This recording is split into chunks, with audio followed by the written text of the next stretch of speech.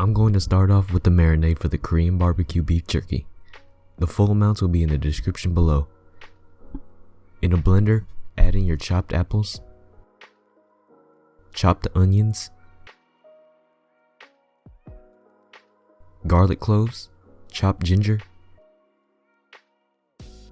sugar, toasted sesame seeds, sesame oil, and soy sauce. Give that a quick blend, and this is what it should look like.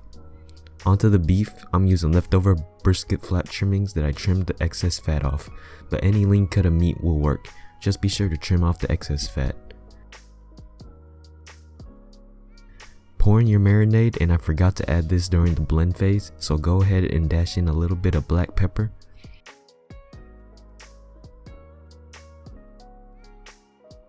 smoked paprika,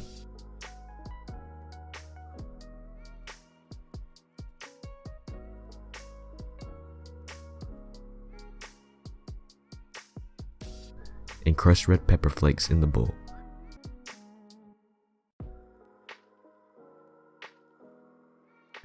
Mix it all up.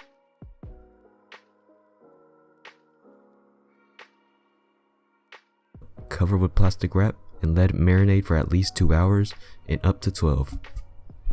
Take the jerky out, pat it as dry as you can, and set them on cooking racks.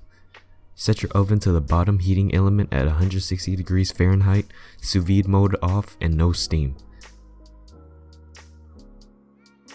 Place in your jerky and using something like this silicone spatula on your door to vent the excess steam out. After 5 hours, mine were done, but check yours after 3 hours and see if they're ready. If not, check them every hour after that.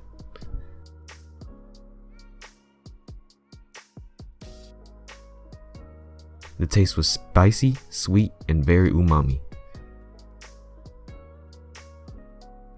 Remember to like, subscribe, and share the video. Happy living, peace out y'all.